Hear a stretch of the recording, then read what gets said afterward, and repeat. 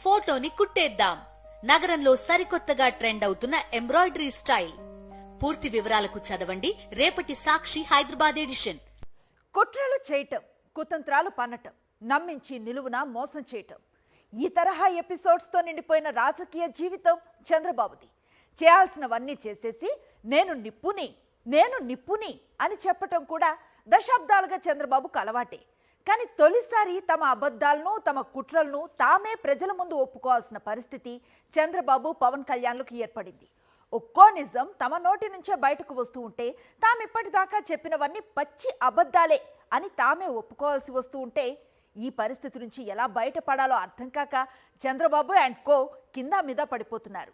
జనరంజక జగన్ పాలనపై తాము చేసిన అసత్య ప్రచారాలకు సంబంధించి అసలు నిజాలను అసెంబ్లీ సాక్షిగా వెల్లడిస్తున్న కూటమి ప్రభుత్వాన్ని చూసి ఇంత మోసమా అని చీకొడుతున్నారు 5.5 కోట్ల మంది ప్రజలు. గుండెలు బాదుకున్నారు, బోరున ఏడ్చినంత పనిచేశారు. ఆంధ్రప్రదేశ్కి అన్యాయం జరిగిపోతోంది అన్నారు. ఓవైపు చంద్రబాబు, మరోవైపు చంద్రబాబు కుట్రలకు కూత పెట్టే పవన్ కళ్యాణ్. జగన్ అధికారంలో ఉన్నప్పుడు మొదలైన ఈ కుతంత్రాలు ఎన్నికల ప్రచారం నాటికి పీక్స్కు చేరాయి. నోరు తెరిస్తే చాలు జగన్ పాలనపై పచ్చి అబద్ధాలు చెప్తూ చంద్రబాబు, పవన్ కళ్యాణ్ చెలరేగిపోయారు. అధికారంలోకి వచ్చిన తర్వాత తాము ఇప్పటిదాకా చెప్పినవన్నీ పచ్చి అబద్ధాలని, అవన్నీ తమ కుట్రలని వాళ్లే ఒప్పుకోవాల్సిన పరిస్థితి. అసెంబ్లీ సాక్షిగా నిజాలు చెప్పాల్సిన పరిస్థితి. చంద్రబాబు ప్రభుత్వం నోటి నుంచి బయటపడుతున్న ఒక్కో నిజం ప్రజలను వాళ్ళు ఎంత ఘోరంగా వంచారో పచ్చిగా చెప్తోంది. ఆంధ్రప్రదేశ్లో సంక్షేమాన్ని, అభివృద్ధిని గాలి కొదిలేసి శాంతి భద్రతల పరిరక్షణ విషయంలో చేతులెత్తేసి ఆటవిక పాలన సాగిస్తున్న కూటమి ప్రభుత్వాన్ని చూసి ఏపీ ప్రజలు ఆగ్రహంతో ఊగిపోతున్నారు. అయితే ఇప్పుడు బడ్జెట్ సమావేశాల సాక్షిగా 5.5 కోట్ల మంది ఏపీ ప్రజలు రగిలిపోయే విధంగా, భయపడిపోయే విధంగా తమ విశ్వరూపం ప్రదర్శిస్తున్నారు చంద్రబాబు, పవన్ కళ్యాణ్ అండ్ కో. జగన్ పాలన మీద తాము సాగించిన అసత్య ప్రచారాన్ని ఇప్పుడు అసెంబ్లీ సాక్షిగా ఒప్పుకుంటూ చంద్రబాబు ప్రభుత్వం నిజాలు చెప్తోంది. ఆ నిజాలన్నీ చంద్రబాబు అండ్ కో ప్రజలను ఎంతగా మోసగించారో చెప్పడంతో పాటు జగన్ పాలన ఎంత జనరంజకంగా సాగిందో కూడా తేల్చి చెబుతున్నాయి. వాలంటీర్లు దేశంలోని అనేక రాష్ట్రాలకు ఆదర్శంగా నిలిచిన వ్యవస్థ ఇది. కరోనా మహమ్మారి మరణ మృదంగం మోగించిన వేళ కావచ్చు, తుఫాన్లు, వరదలు చెలరేగిన సమయంలో కావచ్చు, సామాజిక సైనికులుగా పనిచేశారు వాలంటీర్లు. అందుకే తమను గెలిపిస్తే వాలంటరీ వ్యవస్థను ప్రవేశపెడతామని నేటి తెలంగాణ ముఖ్యమంత్రి రేవంత్ రెడ్డి అసెంబ్లీ ఎన్నికల ప్రచారంలో కూడా చెప్పారు. ప్రజలకు, ప్రభుత్వానికి వారధిగా పనిచేసిన వాలంటీర్ వ్యవస్థ మీద అనేక రూపాల్లో చంద్రబాబు, పవన్ కళ్యాణ్ విషం కక్కారు. ఇక పవన్ కళ్యాణ్ అయితే వాలంటీర్ల వల్ల విమెన్ ట్రాఫికింగ్ జరుగుతోందన్నారు. కేంద్ర నిఘా వర్గాల్లోని పెద్దలు నాకు చెప్పింది, వైసీపీ వాలంటీర్స్ టీంని పెట్టారు. ప్రతి ఊర్లో ఎవరు మనిషి, ఏ కుటుంబంలో ఎంతమంది ఉంటారు, ఏ కుటుంబంలో ఆడపిల్లలు, అక్కడ ఏమేమి ఉన్నాయి వాళ్ళకి, ఇట్లా ట్రాప్ చేసి హ్యూమన్ ట్రాఫికింగ్ జరుగుతూ ఉంది వీళ్ళ ఇన్ఫర్మేషన్ వల్ల. నా కేంద్ర నిఘా వర్గాలను హెచ్చరించింది చెప్తున్నాను. ఒంటరి మహిళల్ని వీళ్ళు టార్గెట్ చేసి ఆ ఇన్ఫర్మేషన్ కొంతమంది సంఘ విద్రోహ శక్తులకు ఇస్తే వాళ్ళని వీళ్ళు కిడ్నాప్ చేయడం కానీ, ట్రాప్ చేయడం కానీ జరిగి మిస్ అయిపోయారు ఇంతమంది. విన్నారుగా, ప్రజలకు ఉపయోగపడే వ్యవస్థ మీద నాడు పవన్ కళ్యాణ్ ఏ స్థాయిలో విషం కక్కారో, ప్రజలకు పచ్చి అబద్ధాలు చెప్పారో. మరిప్పుడు అదే పవన్ కళ్యాణ్ డిప్యూటీ సీఎంగా ఉన్న ప్రభుత్వం విమెన్ ట్రాఫికింగ్ కి గురైంది 46 మంది మాత్రమే అని అసెంబ్లీ సాక్షిగా చెప్పింది. పాపం, ఈ నిజం చెప్పడానికి చంద్రబాబు ప్రభుత్వం ఎంత ఇబ్బంది పడి ఉంటుందో. అసలు నిజం తెలుసుకున్న 5.5 కోట్ల మంది ప్రజలు ఇన్నాళ్లు వాలంటీర్ల మీద అన్ని కారు కూతలు ఎలా కూశారు, తమను మభ్యపెట్టడానికి ఎన్ని ప్రయత్నాలు చేశారు అని ఆగ్రహం వ్యక్తం చేస్తున్నారు. వాలంటీర్ల మీద పవన్ కళ్యాణ్ మాత్రమే కాదు, చంద్రబాబు కూడా ఒక రేంజ్ లో విషం కక్కారు. ఎవరు అడిగారండి మిమ్మల్ని వాలంటీర్స్, మీ కార్యకర్తలకేమని ఎవరు అడిగారా? ఏంటి లాభం ఉందా దాంట్లో? 5,000 రూపాయలతో మీరు ఏం ఉద్యోగం అది? గోను సంచులు మోసే ఉద్యోగమా? బియ్యం సంచులు మోసే ఉద్యోగం మేము పెద్ద ఎత్తున ఇచ్చేసామని కథలు మాట్లాడతారా మీరు? వీళ్ళు పోయే చేసే పనులు ఇలాంటి తప్పుడు పనులా? ఎప్పుడంటే ఎప్పుడు ఇండ్లకి వెళ్ళడం, డిస్టర్బ్ చేయడం, డే టైం మగవాళ్ళు ఉండరు, వెళ్ళిపోయి తలుపులు కొట్టడం. ఇది ఎక్కడదండి? ఇది ఎంత నీచమండి! ఇవన్నీ చూస్తే ఎంత బాధ వేస్తుంది, ఆవేదన వస్తుంది. మగవాళ్లు లేనప్పుడు వెళ్లి వాలంటీర్లు తలుపు కొడతారంటూ చంద్రబాబు మొదలుపెట్టిన అసత్య ప్రచారం తర్వాతి రోజుల్లో వారి సేవల ముందు నిలవలేకపోయింది. దీంతో పవన్ కళ్యాణ్ ని రంగంలోకి దింపిన చంద్రబాబు విమెన్ ట్రాఫికింగ్ కి వాలంటీర్లు కారణమంటూ రోత అబద్ధాలు, చిల్లర వ్యాఖ్యలు చేయించారు. ఎన్నికల సమయం దగ్గర పడేసరికి తిరిగి అదే వాలంటీర్లను మంచి చేసుకోవడానికి ప్రజలకు చూపించినట్టే వారికి అరచేతిలో వైకుంఠం చూపించారు. మీ ఉద్యోగాలు తీసేయం, వాలంటీర్ వ్యవస్థ కొనసాగిస్తామని మరొక్కసారి మీ అందరికీ హామీ ఇస్తున్నా.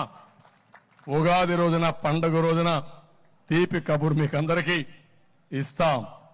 5,000 కాదు, మీకు రాబోయే రోజుల్లో 10,000 రూపాయలు పారితోషికం ఇచ్చే బాధ్యత మాది. వాలంటీర్లను బూచిగా చూపించి ప్రజలను మభ్యపెట్టడానికి కొన్ని అబద్ధాలు, అసత్య ప్రచారాలు. ఆ తర్వాత అదే వాలంటీర్లని తమ వైపుకి తిప్పుకోవడానికి వాళ్లకి హామీలు. మరి అధికారంలోకి వచ్చిన తర్వాత ఏమైంది? చంద్రబాబు, పవన్ కళ్యాణ్ ఎప్పట్లానే తమ బుద్ధి చూపించారు. వాలంటరీ వ్యవస్థ అసలు లేనే లేదని, 2023 ఆగస్టు నుంచే వాలంటీర్ల వ్యవస్థ ఉనికిలో లేదని కూటమి ప్రభుత్వం అసెంబ్లీలో ప్రకటించేసింది. కానీ అదే అసెంబ్లీలో అదే చంద్రబాబు ప్రభుత్వం ప్రవేశపెట్టిన బడ్జెట్ మాత్రం 2024 సంవత్సరంలో కూడా వాలంటీర్లు జీతాలు తీసుకున్నారన్న పచ్చి నిజాన్ని బయటపెట్టేసింది. ప్రస్తుతం వాలంటీర్లు ఎవరు పనిచేయడం లేదు. 2023 ఆగస్టు నుండే వాలంటీర్ వ్యవస్థ ఉనికిలో లేదు. ఆశ్చర్యం అనిపిస్తుంది నాకైతే. మళ్ళా ఏమంటాడు? ప్రశ్న, వారి గౌరవ వేతనం నిమిత్తం విడుదల చేసిన నిధులు మొత్తం ఎంత అంటే ఈ సంవత్సరం ఎంత విడుదల చేసినారనేది రెండో ప్రశ్న. 277 కోట్లు అంటాడు. అంటే ఈ సంవత్సరం కూడా 277 కోట్లు రిలీజ్ చేశామంటాడు. కరెక్టే కదా. ఆయన ముఖ్యమంత్రి కాకమునిపే, ఆయన ప్రభుత్వం రాకమునిపే ఏప్రిల్, మేలో వాళ్ళ జీతాలు అందినాయి. అంటే అది ఈ సంవత్సరమే ఇచ్చినట్టే కదా. ఏప్రిల్, మే జీతాలు ఇచ్చినారంటే ఈ సంవత్సరమే ఇచ్చినట్టే కదా. ఈయన ముఖ్యమంత్రి కాల, వాళ్ళ అదృష్టం కొద్దీ అప్పటికి. కానీ ఈ సంవత్సరంలో జీతాలు ఇచ్చినట్టే కదా. మరి 2024 మే నెలలో కూడా జీతాలు తీసుకున్న వాలంటీర్లు 2023 ఆగస్టు నెల నుంచే ఉనికిలో లేరని చంద్రబాబు ప్రభుత్వం ప్రకటించినా బడ్జెట్ మాత్రం అబద్ధం చెప్పలేదు. అసెంబ్లీ సాక్షిగా అసలు నిజం చెప్పేసింది. విమెన్ ట్రాఫికింగ్ కి వాలంటీర్లకు లింక్ పెడుతూ నాడు పవన్ కళ్యాణ్ కూసిన కారు కూతలన్నీ అబద్ధమని అసెంబ్లీ సాక్షిగా చంద్రబాబు ప్రభుత్వమే బయటపెట్టింది. వాలంటీర్ల వ్యవస్థ ఉనికిలోనే లేదని ఏ అసెంబ్లీలో అయితే అబద్ధం చెప్పారో అదే అసెంబ్లీ సాక్షిగా వారికి ఈ ఏడాది ఏప్రిల్, మే నెలల్లో జీతాల కోసం 277 కోట్లు ఖర్చు చేసినట్టు బడ్జెట్ బయటపెట్టింది. ఆ బడ్జెట్ తయారు చేసింది చంద్రబాబు పర్యవేక్షణలోనే. వాలంటీర్ల విషయంలోనే కాదు, అనేక అంశాల్లో జగన్ ప్రభుత్వం మీద ఏ చంద్రబాబు, ఏ పవన్ కళ్యాణ్ అయితే విషం కక్కుతూ అసత్య ప్రచారాలు చేశారో ఇప్పుడు అసెంబ్లీ సాక్షిగా అదే చంద్రబాబు, అదే పవన్ కళ్యాణ్ నాయకత్వంలోని ప్రభుత్వం అసలు నిజాలు చెప్పాల్సిన పరిస్థితి ఏర్పడింది. గతంలో తాము చెప్పినవన్నీ అబద్ధాలని తామే ఒప్పుకోవలసిన పరిస్థితి ఏర్పడింది. ఇదంతా గమనిస్తున్న ఏపీ ప్రజలు వీళ్ళ మన పాలకులు అంటూ తలలు పట్టుకుంటున్నారు, చీకొడుతున్నారు. రాజకీయ నాయకుడికి ఉండాల్సిన ప్రథమ లక్షణం ప్రజల వద్ద విశ్వసనీయత. చంద్రబాబుకు కానీ పవన్ కళ్యాణ్కి కానీ లేనిది అదే విశ్వసనీయత. ప్రజల హృదయాలను గెలుచుకోవటం తమ వల్ల కాదన్న నిజం తెలుసు కాబట్టే చంద్రబాబు, పవన్ కళ్యాణ్ జగన్ పాలన మీద పచ్చి అబద్ధాలను ప్రచారం చేయటం మొదలుపెట్టారు. అటు ఎల్లో మీడియా అచ్చోసిన అక్షరాలతో ఆ అబద్ధాల మీద అసత్య కథనాలను ప్రచురించి గోబల్స్ ప్రచారం చేసింది. ప్రజలకు అరచేతిలో వైకుంఠం చూపించి వాళ్లని మభ్యపెట్టి అధికారంలోకి వచ్చిన కూటమి ప్రభుత్వం అసెంబ్లీ సాక్షిగా తాము చేసిన రాజకీయం అంతా నీచాతి నీచమైనదని, అత్యంత హేమైనదని ఒప్పుకుంటోంది. ఎన్నికల ప్రచారంలో చంద్రబాబు, పవన్ కళ్యాణ్ ప్రచారం చేసిన ప్రతి విషయం పచ్చి అబద్ధం అని ఇప్పుడు వాళ్లే తేల్చి చెప్తున్నారు. ప్రజల హృదయాలను గెలుచుకునే నిజాయితీ లేదు, ప్రజల విశ్వసనీయతని గెలుచుకునే నాయకత్వ లక్షణాలు లేవు. అందుకే ప్రజలను మభ్యపెట్టడం, మోసం చేయడం, పచ్చి అబద్ధాలతో ప్రత్యర్థుల మీద విషం కక్కడాన్నే చంద్రబాబు, పవన్ కళ్యాణ్ నమ్ముకున్నారు. ఎన్నికల ప్రచారంలో చేసింది అదే. కానీ అధికారంలోకి వచ్చిన తర్వాత తాము ఎన్నికల ప్రచారంలో చెప్పినవన్నీ అబద్ధాలే అని అదే చంద్రబాబు, అదే పవన్ కళ్యాణ్ అసెంబ్లీ సాక్షిగా చెప్పాలంటే కష్టమే కదా. అందులోనూ నిజం మాట్లాడడం చంద్రబాబు అండ్ కో డిక్షనరీలోనే లేదు కదా. ఎలక్షన్ క్యాంపెయిన్లో జగన్మోహన్ రెడ్డిని ఎన్ని రకాలుగా అవమానించే ప్రయత్నం చేశారు, ఎన్నెన్ని అభాండాలు వేశారు. ఇదిగో ఇదొకసారి చూడండి.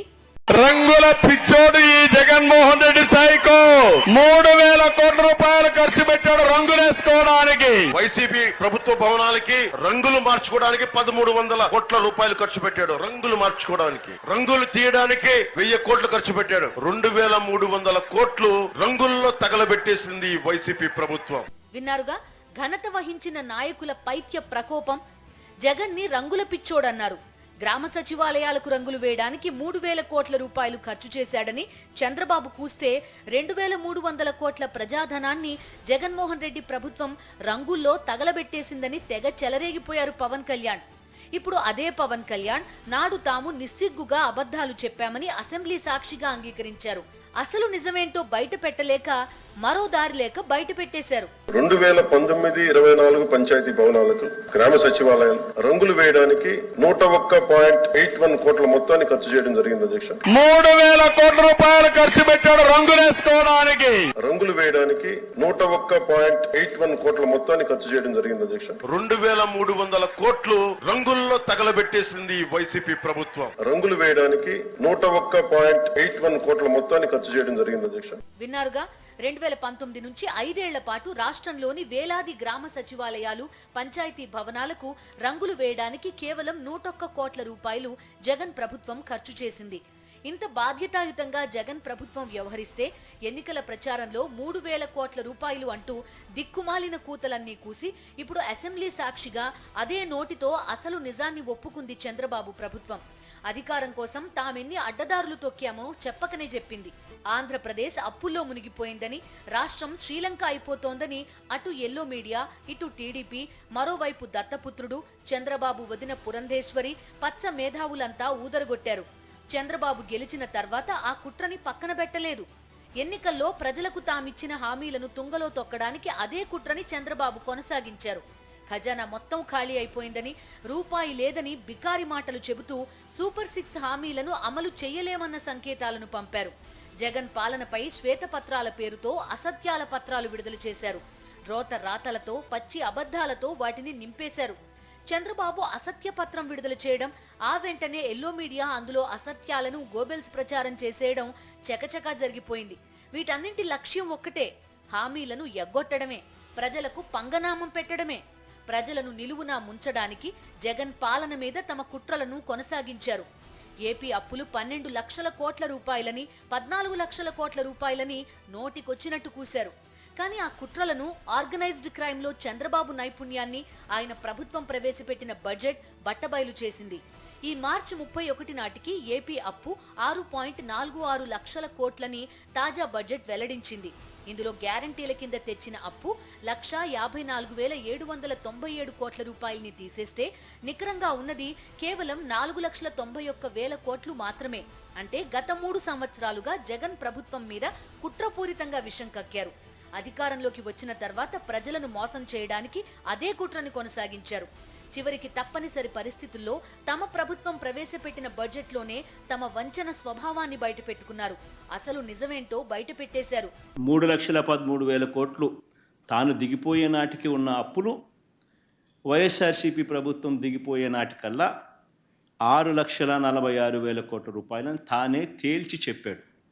తాను ప్రవేశపెట్టిన బడ్జెట్ డాక్యుమెంట్లే సాక్ష్య ఆధారాలతో సహా ఇక్కడ ప్రవేశపెడతా ఉన్నాం. ఈ రిపోర్టుకు తోడు ఖాగ్ చెప్పిన నివేదిక కూడా ఒకసారి చూసినట్టయితే, ఖాగ్ నివేదిక కూడా ఇదే రాష్ట్ర ప్రభుత్వం ఇదే బడ్జెట్ సమావేశాల్లో ఖాగ్ నివేదికను కూడా ప్రొడ్యూస్ చేశారు. ఖాగ్ రిపోర్ట్లో కూడా 2023-24కు సంబంధించి accounts at a glance page number 18, page number 20 ఖాగ్ రిపోర్ట్లో కూడా వాళ్ళు కూడా ఇదే నెంబర్ను రాటిఫై చేస్తూ ఖాగ్ కూడా రిపోర్ట్ ఇచ్చింది. 1 కాదు 2 కాదు, జగన్మోహన్ రెడ్డి ప్రభుత్వం మీద తామెన్ని కుట్రలు పన్నామో, ఎన్నెన్ని అబద్ధాలు చెబుతూ ప్రజలను ఏమార్చే ప్రయత్నం చేశామో అవన్నీ ఒక్కొక్కటిగా అసెంబ్లీ సాక్షిగా బయటపెడుతున్నారు చంద్రబాబు, పవన్ కళ్యాణ్. తమ కుతంత్రాలను, అసత్య ప్రచారాలను వాళ్లే బయట పెడుతోన్న తీరు చూసి తెలుగు ప్రజలంతా ఎంత ద్రోహం చేశారో అని చీత్కరించుకుంటున్నారు. స్మార్ట్ మీటర్లు రైతుల పారట ఉరి తాళ్లు అంటూ ఎన్నికల ప్రచారంలో చంద్రబాబు, పవన్ కళ్యాణ్ గగ్గోలు పెట్టారు. మరిప్పుడు అధికారంలోకి వచ్చాక ఆ స్మార్ట్ మీటర్లే ఏలిన వారికి బంగారు తాళ్లుగా కనిపిస్తున్నాయి. నేను అధికారంలోకి రాగానే 30% విద్యుత్ ఛార్జీలు తగ్గిస్తానన్న పెద్ద మనిషి సీఎం అయిన వెంటనే వేల కోట్ల రూపాయల విద్యుత్ భారం ప్రజల నెత్తిన వేశాడు. రోడ్ల దగ్గర నుంచి మొదలు పెడితే సంపద సృష్టించడం నాకు మాత్రమే తెలుసనే బిల్డప్ దాకా. ఒకటేంటి, నాడు చంద్రబాబు పవన్ కళ్యాణ్ ఏం చెప్పారో అధికారంలోకి రాగానే అందుకు పూర్తి విరుద్ధంగా వ్యవహరిస్తున్నారు. సత్య హరిశ్చంద్రుడి గురించి పురాణాల్లో విన్న తెలుగు ప్రజలు తమ కళ్ల ముందు కనిపిస్తున్న ఈ అసత్య హరిశ్చంద్రులను చూసి తలలు పట్టుకున్నారు.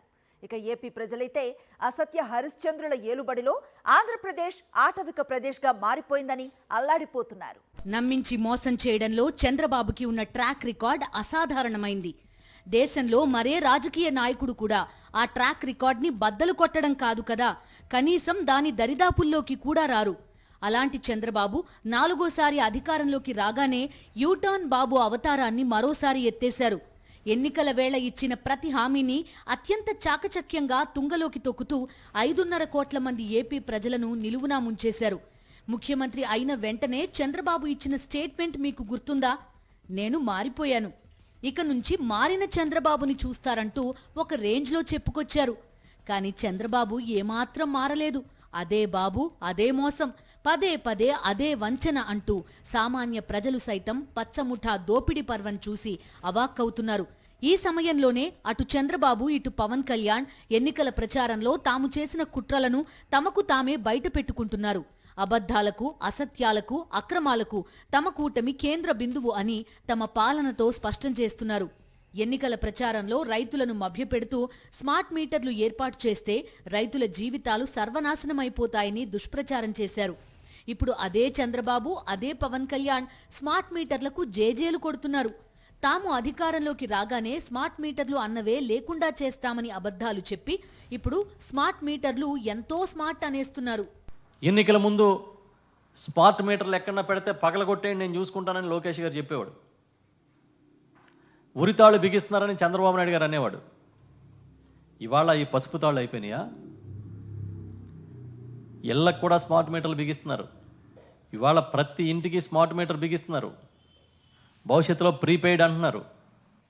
అంటే మీరున్నప్పుడు ఆ మీటర్లు అయితే ఉరితాళ్ళు, మీరు అధికారంలోకి వస్తే మీరు లేనప్పుడు ఉరితాళ్ళు, మీరు అధికారంలోకి వస్తే పసుపు తాళ్ళుని.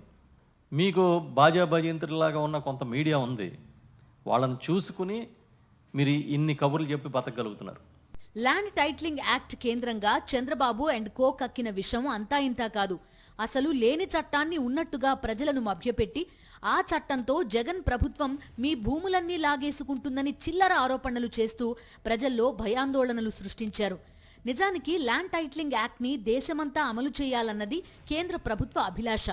కేంద్రంలో అధికారంలో ఉన్న బీజేపీతో కలిసి కూటమిగా ఏర్పడి అదే మోదీ ప్రభుత్వం అమలు చేయాలనుకున్న చట్టం మీద నానా ఆరోపణలు చేశారు. అసలు ఏపీలో అమలులో లేని ల్యాండ్ టైటిలింగ్ యాక్ట్ వల్ల అల్లకల్లోలమైపోతుందని అసత్య ప్రచారం చేశారు. ఎల్లో మీడియా చేత రోత రాతలు రాయించారు. ల్యాండ్ టైటిలింగ్ యాక్ట్ రద్దు చేశామని నిన్న చంద్రబాబు నాయుడు గారు చెప్పారంట. అసలు అమల్లో లేని చట్టాన్ని రద్దు చేయడం అనేది ఆయనకే సాధ్యం అవుతుంది, ఎవరికే సాధ్యం కాదు. ఎన్నికల ముందు చంద్రబాబు నాయుడు గారు చెప్పిన పచ్చి అబద్ధాల్లో, తెలుగుదేశం పార్టీ కూటమి చెప్పిన పచ్చి అబద్ధాల్లో ఈ ల్యాండ్ టైటిలింగ్ యాక్ట్ ఒకటి. ఏదో ఈ యాక్ట్ వస్తే భూములన్నీ జగన్మోహన్ రెడ్డి గారు లాగేసుకుంటారని దుర్మార్గాన్ని ప్రచారం చేశారు. దాంతోపాటు సర్వే చేయడం కూడా చాలా తప్పు అన్నట్టుగా ప్రచారం చేశారు. ఇవాళ ఏం జరిగింది? సర్వే ఆపారా? ఎక్కడన్నా సర్వే ఆగిందా? ఇప్పుడు సర్వే చేయడం అనేది ఒక గొప్ప కార్యక్రమంగా చెప్తూ ఉన్నారు. ఆంధ్రప్రదేశ్లో కూటమి ప్రభుత్వం అధికారంలోకి వచ్చి 6 నెలలవుతోంది. అటు ముఖ్యమంత్రి చంద్రబాబు, ఇటు ఉప ముఖ్యమంత్రి పవన్ కళ్యాణ్ ఏపీ భవిష్యత్తుతో ఆడుకుంటున్నారు. ఆటవిక పాలనతో ఏపీ బ్రాండ్ ఇమేజ్ ని సర్వనాశనం చేసేశారు. ఇప్పుడు ఎన్నికల వేళ తాము చేసిన పాపాలను ఒక్కొక్కటిగా వాళ్లే బయట పెడుతోన్న వేళ ఈ దుర్మార్గాలను తెలుసుకుని ఆగ్రహంతో రగిలిపోతున్నారు ఏపీ ప్రజలు. అదే సమయంలో మరో 4.5 సంవత్సరాలు ఈ ఆటవిక పాలన కొనసాగితే అసలు రాష్ట్రం ఏమైపోతుందో అని ఆందోళన పడుతున్నారు.